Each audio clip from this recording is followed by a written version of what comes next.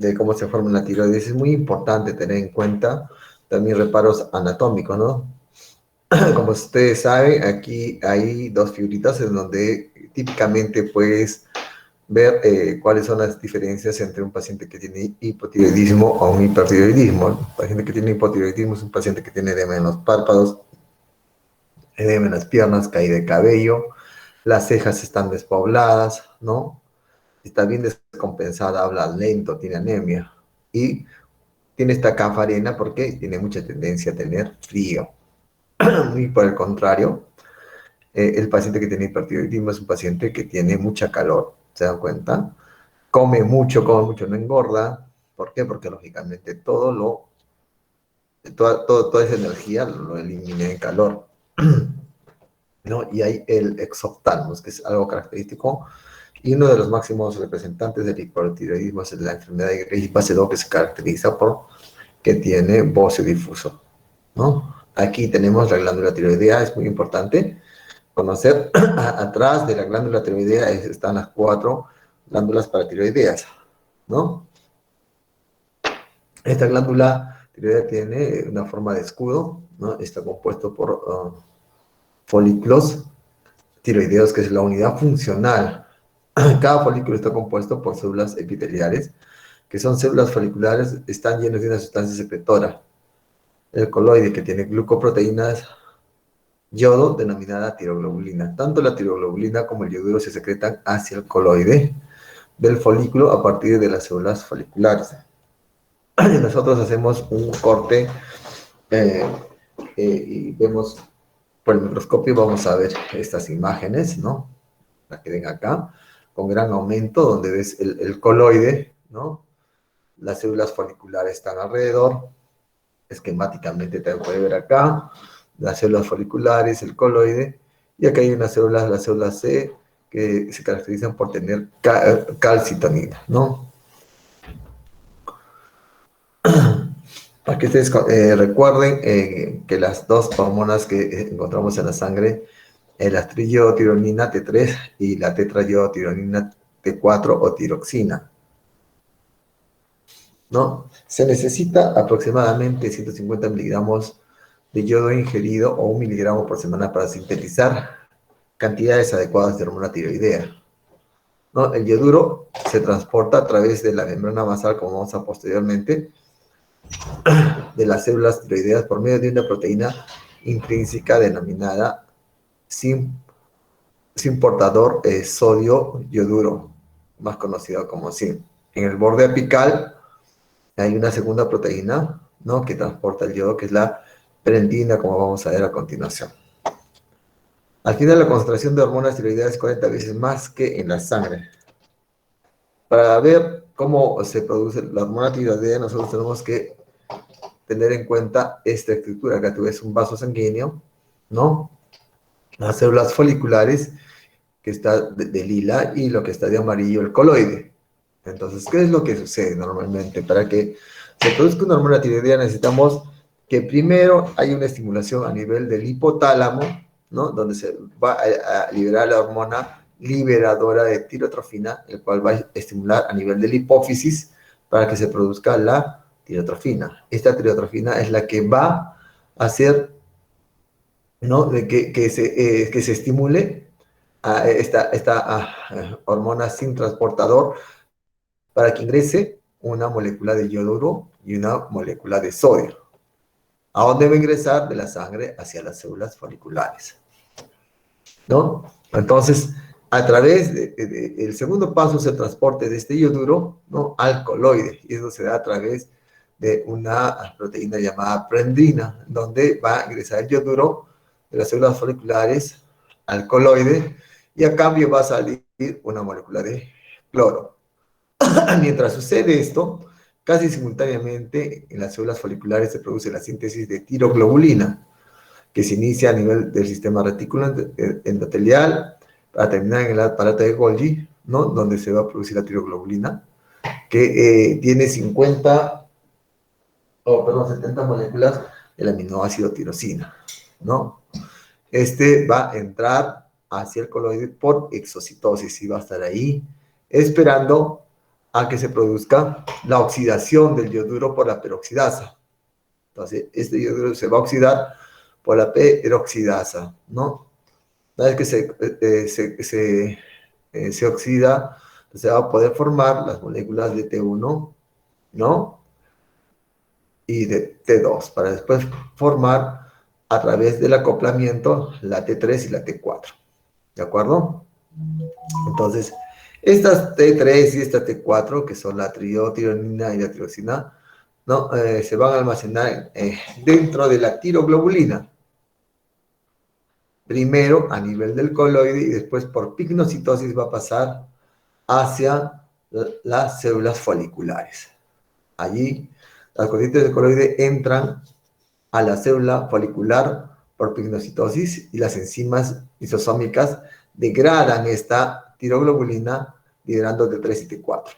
Están liberadas y también se va a liberar la T1 y la T2.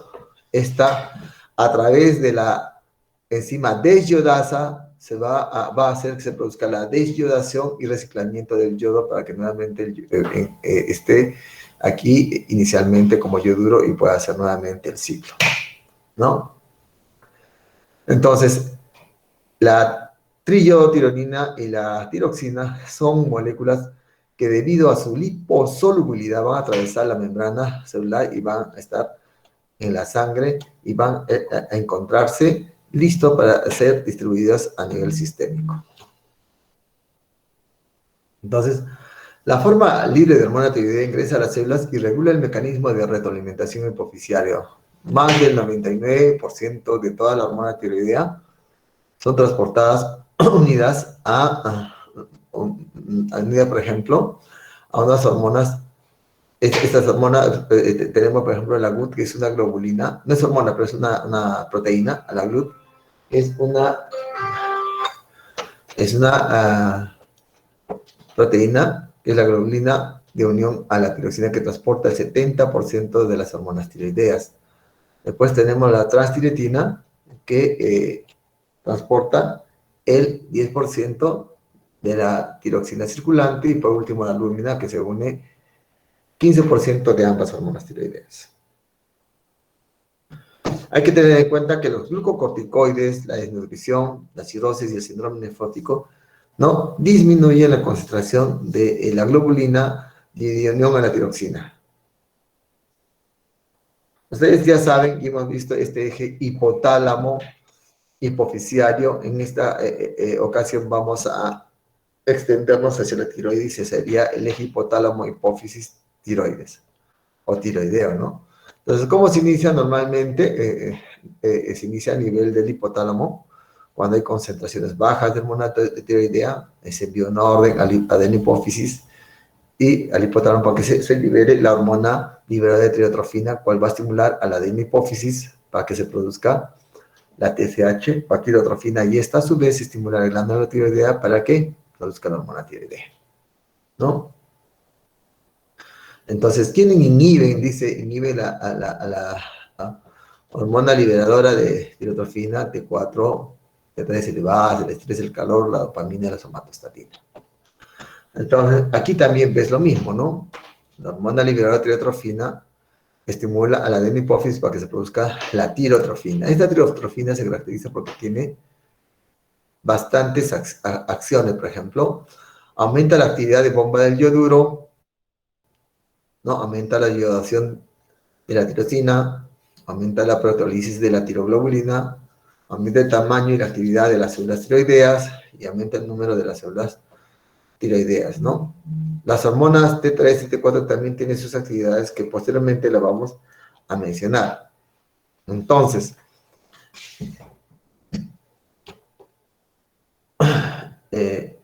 este eje hipotal es lo mismo que hemos hablado. Este eje hipotálamo hipófisis tiroideo es muy importante, ¿no? Entonces, vamos a hablar sobre las acciones de las hormonas tiroideas que nosotros tenemos que tener en cuenta para hacer el diagnóstico, ¿no?, de un paciente cuando está con altas concentraciones o bajas concentraciones de hormona tiroidea. Entonces, las hormonas tiroideas se caracterizan porque incrementan el metabolismo y la síntesis proteica, respalda el crecimiento de los niños, incluyendo el desarrollo mental y la madurez. sexual. Se ha demostrado que los recién nacidos, cuando tienen deficiencia de la producción de hormona tiroidea, el sistema nervioso no madura, ¿no? Y nacen, pues, vamos a tener como consecuencia a los niños cretinos, ¿no? En cuanto al metabolismo, aumenta el metabolismo entre el 60 al 100% de todo el tejido corporal, excepto de algunos órganos, retina, vaso, testículo y pulmones.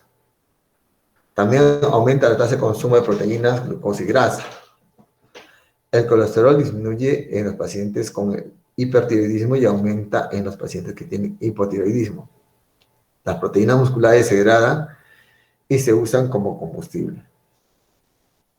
Desde el punto de vista cardiovascular, lógicamente, un paciente que tiene hipertiroidismo, te das cuenta que tiene frecuencia cardíaca incrementada. Es lo que hace la hormona tiroidea, ¿no? Para mantener un gasto cardíaco hay elevación del consumo de oxígeno por productos metabólicos finales, con aumento de la vasodilatación. Es por eso que el paciente va a tener una piel rubicunda, ¿no? Va a tener la frecuencia cardíaca elevada, y a veces cuando es demasiada la concentración de hormona tiroidea, puede tener taquicardias, a veces debutan con arritmias también. Va a haber incremento del flujo sanguíneo en la piel para disipar el calor que se da por aumento de la tasa metabólica. A nivel de respiratorio, lógicamente aumenta la frecuencia y la profundidad de la respiración, aumenta el uso de oxígeno y la producción de CO2. A nivel gastrointestinal, ¿qué va a producir las hormonas tiroideas? Normalmente aumentan el índice metabólico. Entonces, ¿qué va a pasar? En los pacientes que tienen bastante concentración de hormona tiroidea y hipertiroideo, va a aumentar el tránsito intestinal, aumenta la motilidad, lo cual va a traer como consecuencia en el hipertiroideo diarreas o hiperdefecación. También aumenta la secreción en el hipertiroideo, aumento del apetito y disminución de peso. ¿De acuerdo? Sus acciones a nivel neuromuscular se caracterizan porque a nivel del músculo esquelético reacciona en una forma vigorosa, ¿no? Y cuando el paciente tiene bajas concentraciones va a haber todo lo contrario, hipotonía, lentitud. Los pacientes que tienen hormona tiroidea elevada va a haber un temblor fino, van a estar nerviosos los pacientes, ¿no? Por aumento de la sensibilidad a la sinapsis neuronal de la médula espinal, que controla el tono muscular. Y los neonatos y lactantes son necesarios para el desarrollo normal del cerebro, hemos dicho, ¿no? El hipertiroidismo produce nerviosismo, extrema ansiedad y dificultad para conciliar el sueño. Hay actividades del sistema nervioso autónomo. Es por eso que el paciente va a tener bastante sudoración, diaforesis, palpitaciones, taquicardia. Entonces, de aquí ya se deriva que parte del tratamiento para los pacientes que tienen hormonas tiroideas elevadas es el de los farmacos beta bloqueadores, ¿no? Que bloquean el sistema simpático, ¿no? Tipo propanolol. También hay alteraciones de la función tiroidea y puede deberse a defectos congénitos, ¿no? Del desarrollo de la tiroides, ¿no? O se desarrollan posteriormente. El bocio difuso puede convertirse en nodular. El bocio puede ser tóxico y generar signos de hipertiroidismo extremo o tirotoxicosis, y puede no ser tóxico también. Los bocios difusos no tóxicos y multinodulares derivan de la hipertrofia e hiperplasia compensatoria del epitelio folicular por alguna anomalía que compromete la producción de la tiroides. Ahora, vamos a hablar de bocio. El bocio, que es el crecimiento de la glándula tiroides, puede ser así grandote, ¿no? Multinodular, puedes ver, como puede ser este bocio difuso, ¿no? Y que muchas mujeres a veces, cuando no son diagnosticadas, ¿no? Usan su pañoleta y pasan, como se dice, normal. El hecho de que una persona tenga bocio no significa que tenga hiper o hipotiroidismo. Quien lo va a decidir si tiene hiper o hipotiroidismo es las hormonas tiroideas y los hallazgos clínicos que vas a encontrar. Vamos a hablar ahora de el hipotiroidismo. El hipotiroidismo puede ser hipotiroidismo primario o hipotiroidismo secundario. Hipotiroidismo primario puede ser congénito, puede haber daño del acoplamiento de la iodotirosina, transporte de yodo a los tirocitos puede estar alterado y la alteración en la organificación del yodo. También hay eh, hipotiroidismo eh, autoinmunitario, como por ejemplo la tiroiditis de Hashimoto, que se caracteriza porque tiene anticuerpos contra la peroxidasa, ¿no? De tal manera que no se va a producir la oxidación del yoduro. Y hay el hipotiroidismo iatrogénico, que se da, por ejemplo, cuando un paciente ha tenido una ablación quirúrgica. ¿Qué quiere decir? ¿No? Probablemente el paciente es hipertiroideo y antiguamente se recomendaba, por ejemplo, la cirugía de la glándula tiroidea, pero tenías que dejar 10 gramos. Entonces, cualquiera dice 10 gramos es fácil, ¿no? Pero es bien difícil porque la glándula tiroidea está ahí, no la puedes sacar, pesar y dejar los 10 y volverla a colocar, ¿no? También cuando hay, por ejemplo, un problema, y estos pacientes que tienen hipotiroidismo y son sometidas a cirugía, a veces quedan con menor cantidad de glándula tiroidea y hacen hipotiroidismo, por eso ablación tiroidea. Y también, lógicamente, ustedes se han dado cuenta que la mayoría de los pacientes que tienen hipertiroidismo, que son tributarios de recibir yodo radioactivo, se les da una dosis de acuerdo al peso calculado de la tiroides. ¿Para qué? Para que ya no produzca hormona tiroidea. Sin embargo, a veces es demasiado y termina por comprometer toda la glándula tiroidea y el paciente que es hipertiroideo se convierte en hipotiroideo. En cierta forma es mejor, ¿no? El otro tipo de hipotiroidismo es el hipotiroidismo secundario, ¿no? Cuando hay tumores a nivel de la hipófisis y no puede, no puede producir la tirotrofina. La glándula tiroides está ok, pero la tirotrofina no se produce, de tal manera que si no se produce, no hay cómo estimular la glándula tiroidea que está bien. También secundario, algunos lo denominan terciario, cuando hay alguna lesión, un tumor a nivel del hipotálamo, ¿no? De tal manera que no se produce la hormona liberadora de tirotrofina que va a estimular a la hipófisis para que se produzca la tirotrofina, ¿no? Entonces son diferentes tipos de hipotiroidismo. Vamos a hablar un poco del hipotiroidismo congénito, ¿no? Hipotiroidismo congénito, ustedes pueden ver aquí un hito, ¿no? ¿Se dan cuenta? No tiene cejas, edema de los párpados porque está chinita, la piel amarilla porque es ictérica, saca la lengua, tiene macroglosia, ¿no? Macroglosia, ¿no? Y también va a tener un llanto, si se puede decir, afónico, cuando le hacen la revisión por el pediatra, va a notar que hay bastante hipotonía, ¿no? Hipotonía. Entonces, la causa del hipotiroidismo congénito, va a producir retraso mental en una frecuencia de 1 cada 4.000 neonatos, ¿no? Las causas del hipotiroidismo congénito son varias, secreción inadecuada, por ejemplo, de la tirotrofina, carencia congénita de la tiroides, no en tiroides, pues si no hay tiroides, ¿quién va a producir la hormona tiroidea? Por más tirotrofina o hormona libetrofina que estén en cantidades normales. También puede haber anomalías de la biosíntesis de la hormona tiroidea. En ausencia de la glándula tiroides, el neonato tiene funciones normales al nacer. O sea, al nacer no va a haber problema, porque va a depender de la hormona tiroidea que la madre le provee a través de la circulación placentaria. Las hormonas tiroideas son esenciales para el crecimiento normal y el desarrollo del cerebro, ¿no?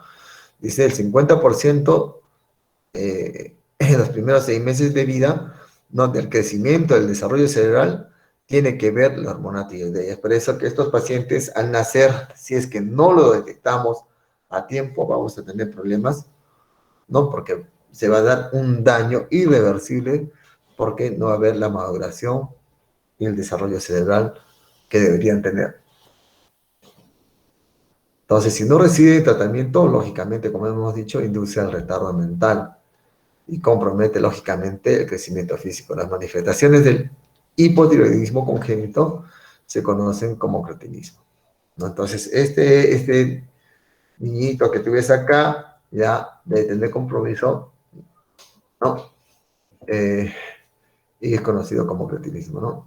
Para ello, para hacer el diagnóstico se tiene que medir la T4 libre, que va a estar, y la TSH, en una gotita del talón. ¿Cómo va a estar la T4 libre? Va a estar totalmente disminuida. Y la TSH va a estar aumentada. Si quieres hacer un resumen, ¿no? En los pacientes que tienen un hipotiroidismo congénito, el 73% va a tener ictericia, 50% edema, dificultad de alimentación 40%, hipotermia 38% y la fontanela posterior, la cual debe ser pequeña, va a estar grande. Entonces, cuando tú hagas la evaluación de un niñito, si encuentras una fontanela posterior grande, ya tienes que tener mucho cuidado. Durante el primer mes, a veces los niños que nacen y no son evaluados por el pediatra, antiguamente sucedía cuando las mujeres tenían su parto en domicilio y los niños no eran llevados al médico, ¿no? Se notaba en los primeros meses cianosis periférica, livido reticularis, constipación, ¿no? Piel seca, áspera, descamación de la piel. El paciente, el niño es hipoactivo, letárgico, llanto ronco, la macroglosia y tiene lógicamente pues un edema generalizado. Entonces, ¿qué vamos a encontrar en la sangre? En el examen de laboratorio, las hormonas tiroideas van a estar bajas, la T4 y la T3, ¿no? Como está baja, me envían una orden hacia el hipotálamo y hacia la hipófisis para que produzcan más TSH, ¿no? Por eso la tirotrofina va a estar elevada. Entonces, es importante decir que la glándula tiroidea de los neonatos y fetos son sensibles a altas concentraciones de yodo. El yodo atraviesa la placenta y la glándula mamaria se absorbe con facilidad a través de la piel del neonato. Hay una patogenia que se llama hipotiroidismo congénito transitorio y que se caracteriza porque el paciente va a tener concentraciones elevadas de TSH y concentraciones bajas de hormona tiroidea T3 y T4, ¿no? Las causas son cuando hay una exposición materna a sustancias dadas como la povidona o cuando el niño también tiene esa exposición también a la povidona iodada o cuando se consume algún tipo de fármaco antitiroideo, ¿no? Tipo propiltioracilo, metimazol, no confundir con el metamizol, que es un analgésico antipirético, metimazol, los cuales se caracterizan porque cruzan la placenta. Es por eso que los pacientes, mujeres que están con hipertiroidismo, tienen que estar lo más eutiroideo posibles para gestar. Y durante el embarazo no puedo utilizar estas drogas que disminuyen la producción de la hormona tiroidea. Después vamos a hablar del hipotiroidismo adquirido. ¿Hasta aquí hay alguna pregunta, jóvenes?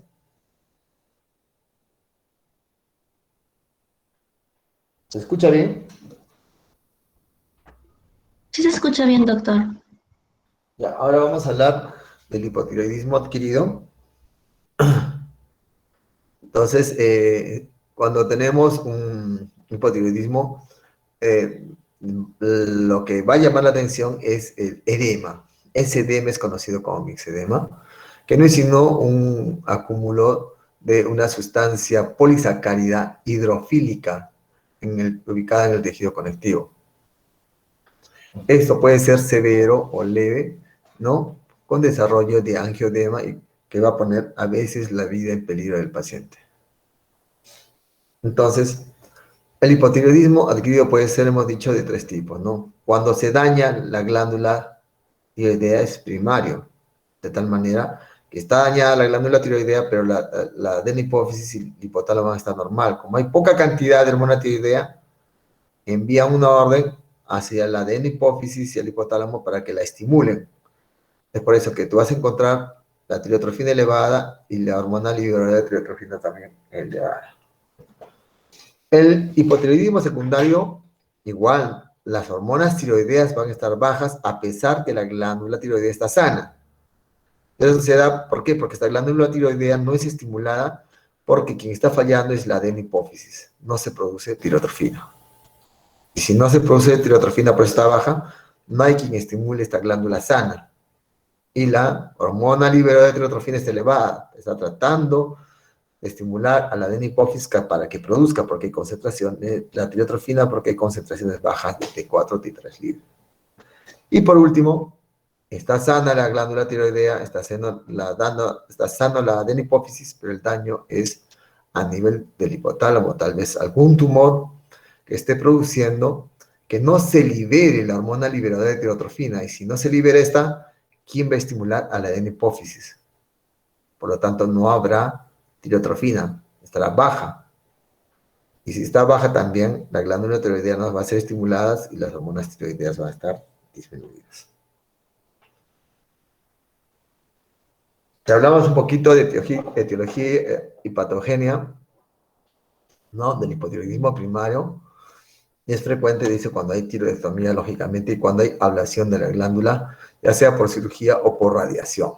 Hay algunos fármacos que producen bocio, por ejemplo, algunos pacientes que tienen síndrome maníaco, que utilizan carbonato de calcio, de litio, perdón, algunos pacientes que utilizan drogas como el metimazol, propiltiuracilo, que se caracterizan por bloquear la síntesis de hormona tiroidea, ¿no? Gente que utiliza jarabes de yodo, con los contrastes yodados radiológicos tienen bastante yodo, perdón, y la amiodarona, que es un antiarritmíco, se caracteriza porque tiene 75 gramos de yodo, y es así que puede bloquear la síntesis de la hormona tiroidea y produce hipotiroidismo.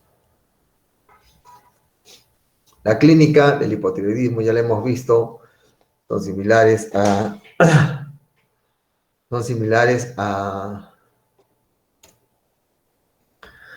lo del niño, y el paciente va a tener las cejas despobladas, ¿no? Edema de párpados, macroglosia, está con su chalinita porque el paciente tiene el metabolismo disminuido, de tal manera que va a tener intolerancia al frío, tú lo vas a hacer con bastante chompa, ¿no? No, va a ser gordito, como el metabolismo va a estar disminuido, va a tender a aumentar de peso, va a tener muchas veces síndrome de túnel carpiano, mujeres con metrorragia, la piel es seca, se descama, hay caída de la piel, caída de cabello, lógicamente va a aumentar de peso. Si tú haces, cuando llegues a clínica, vas a estimular los reflejos osteoteninosos, estos van a estar recontra lentos, ¿ya? Debilidad y espasticidad, el paciente tiene estreñimiento, se caracteriza porque tiene estreñimiento, y algunas veces dice que va a haber cardiomegalia, ¿de acuerdo? Entonces, este es el resumen de la clínica de un paciente que tiene hipotiroidismo. Si vas a fondo, el paciente examinas las conjuntivas, el paciente va a tener conjuntivas pálidas porque muchas veces cursan estos pacientes con anemia. Es por eso que un paciente que tiene anemia, ¿no? Y que tú cuando le tomas el pulso va a tener una frecuencia cardíaca baja, la frecuencia cardíaca es entre 60 y 90, tiene 60 o 55, y tú lo ves bien abrigado, edema de párpados, ¿no? La piel seca, entonces piensas que probablemente tenga un hipotiroidismo. El diagnóstico se hace con la clínica, tú lo ves al paciente entrar al consultorio, tú ya vas viendo ya. Tras el examen de laboratorio vas a tener las hormonas tiroideas bajas, T3, la T4, y la tirotrofina elevada. Si estamos frente a un paciente que tenga una hipotiroidismo de Hashimoto, vas a tener los anti-TPO elevados, ¿no? ¿Cuál es el tratamiento? La levotiroxina, ¿no? Hay que titular la dosis de levotiroxina, ¿no? Para que el paciente se encuentre desde el punto de vista lo más eutiroideo posible, ¿no? Hay pacientes que tienen hipotiroidismo y no le prestan la debida atención y dejan de tomar el tratamiento, ¿no? O en todo caso disminuyen. Si tenían que tomar, por ejemplo, 200 microgramos de, de levotiroxina, disminuyen pues a la mitad, 100, porque es una tabletita. O a veces se equivocan.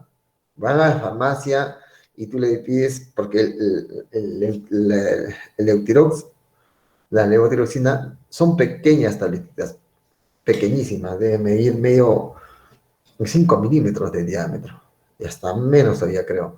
Entonces, vienen de 25, de 50, de 75, de 100, de 125, de 200. ¿Por qué? Porque es imposible partirlas. Entonces, hay pacientes que utilizan 25, otros 75, otros 100, otros 200. Y a veces se equivocan y van a la tienda. Si ellos tomaban, por ejemplo, tabletas de 150 y no hay, le dicen, tengo de 25 y lo llevan, entonces el paciente está tomando una dosis que está por debajo de la recomendada. Entonces, esos pacientes que no toman sus medicamentos por decisión propia, toman dosis disminuida o por equivocación dosis disminuida, no tienen predisposición a sufrir de una complicación muy severa que es el coma mixedematoso que les lleva a la muerte. El coma mixedematoso es una complicación del hipotiroidismo. Y esos pacientes también, si están más o menos compensados con esas dosis óptimas de hormona tiroidea, ¿no? Tienen algún evento severo, puede ser una infección severa, una infección urinaria, un infarto agudo miocardio, enfermedad cerebrovascular, una sepsis, van a ser el coma mixedematoso. Clínicamente, ¿cómo diagnosticas el coma mixedematoso? El paciente va a tener, como su mismo dice, ¿no? Coma, va a estar hipotérmico, va a haber hipotensión, va a haber un colapso cardiovascular, va a haber hipoventilación, ¿no? Hay trastornos metabólicos, el paciente va a tener hipoglicemia, el sodio bajo, hiponatremia, ¿no? Y se eleva el lactato o acidosis láctica. Fisiopatológicamente vas a encontrar retención de dióxido de carbono e hipoxia y desequilibrio, ¿no? Hidroelectrolítico con hipotermia. Estos pacientes se caracterizan porque no son capaces de metabolizar sedantes, analgésicos y anestésicos. Y eso es lo que hacen precipitar y llevar al coma a este paciente. El tratamiento es manejo de medio interno, ver cómo está su corazón, la parte ventilatoria, cómo están los electrolitos, sodio, potasio, cómo está la glucosa, ¿no? Y estos pacientes, como tienen hipotermia, hay que abrigarlos. En resumen, el cómic hermoso es una expresión fatal del hipotiroidismo, ¿no? Y se da más o menos en estadio terminal. Las manifestaciones gruesas, se puede decir, cuadro de coma, hipotermia, colapso cardiovascular, hipoventilación y trastornos metabólicos graves, ¿no? Cuando habla de trastornos metabólicos, hiponatremia, hipoglucemia y acidosis láctica. Más frecuente en mujeres. Desencadenantes, hemos dicho, ya les he hablado, pero también el invierno es un desencadenante. No manejan bien los hipotiroideos, sedantes, analgésicos, anestésicos. Es por eso que un paciente hipotiroideo que va a ser operado tiene que estar lo más eutiroideo posible, porque va a entrar a ser sometido a una anestesia. Y si el paciente se descompensa, se puede hacer coma mixedematoso. Los pacientes que tienen hipotiroidismo grave y que no toman bien o dosis óptima de su medicación y consumo de fármacos por incapacidad de metabolizar.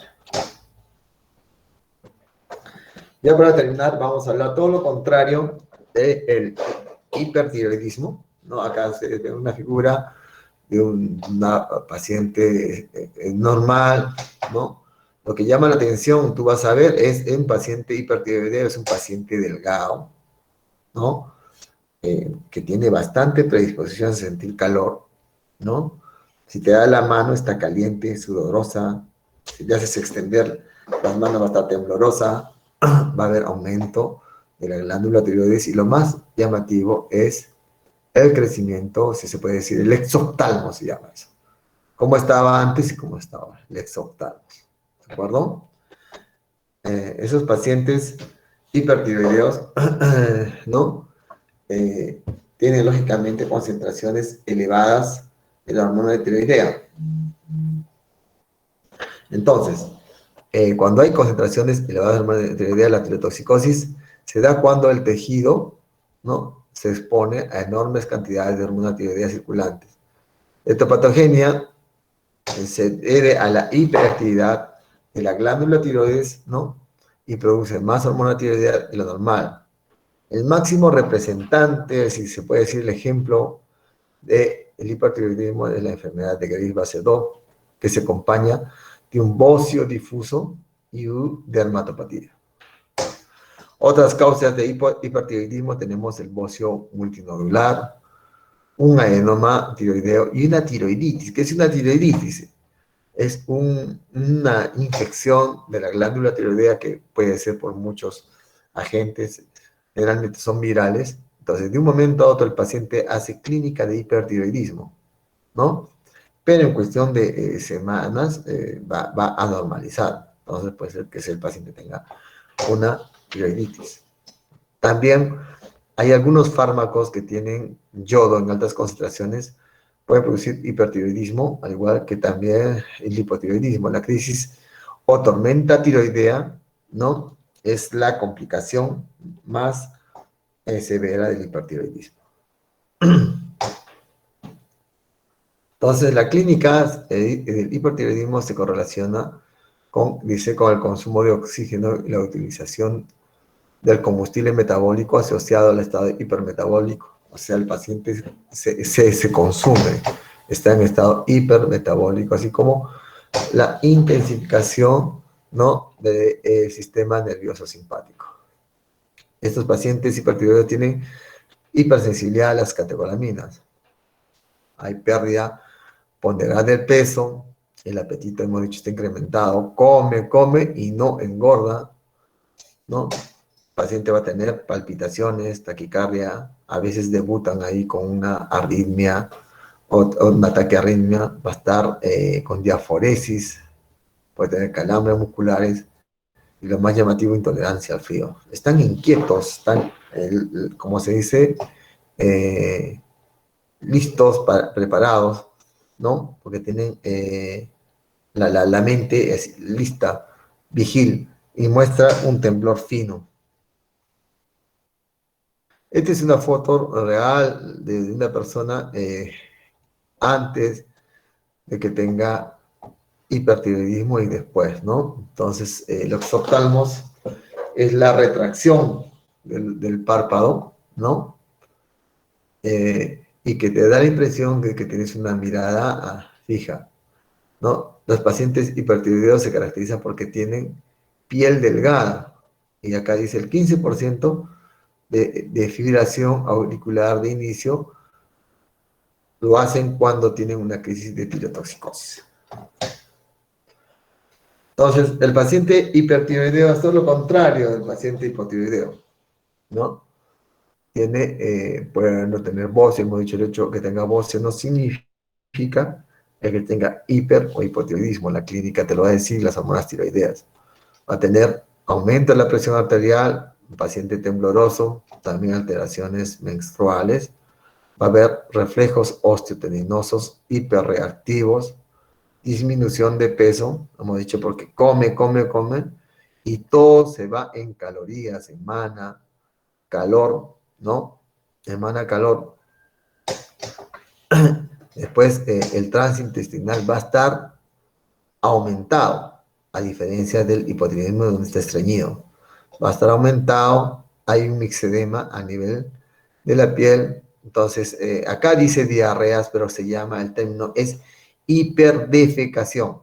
O sea, va a tener 2 o 3 veces que ir al baño para defecar, porque el metabolismo intestinal está aumentado. La piel, hemos dicho, caliente, rubicunda, húmeda, sudorosa. ¿Cómo está el corazón? Frecuencia cardíaca elevada. A veces hacen arritmias y lo más importante que han puesto acá, intolerancia al calor. ¿Hasta aquí alguna pregunta?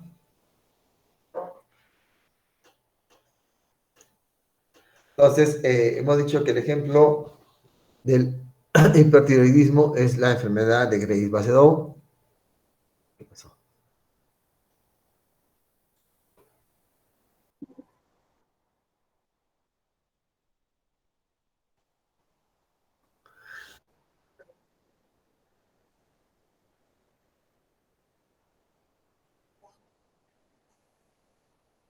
Ya, sí, mira, de eso vamos a hablar, pero te voy adelantando si lo has preguntado ya. Mira, la cura del hipertiroidismo hoy por hoy es ver cuál es la causa, ¿no? Si hay un tumor, sacar el tumor que está haciendo que se produzca, como se dice, estimular la glándula tiroidea, pero cuando es primario, es ya sobre producción de hormona tiroidea porque la glándula está funcionando mal.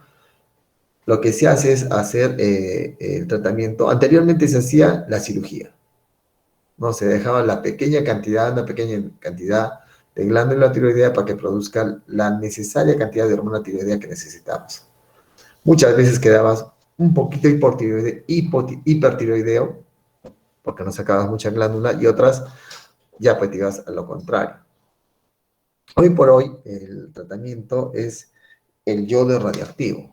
Entonces tú das yodo radioactivo y el paciente, lógicamente, los folículos tiroideos ya no funcionan, ya no producen hormona tiroidea y queda el paciente hipotiroideo.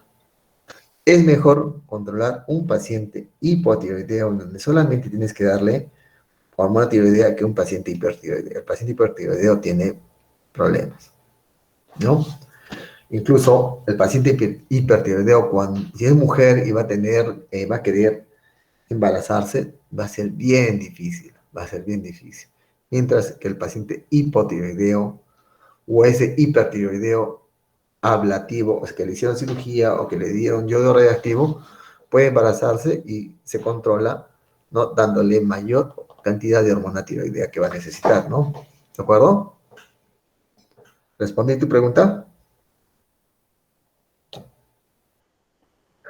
Ya, entonces, la enfermedad de Graves-Basedow, como hemos dicho, es el prototipo para describir el hipotiroidismo.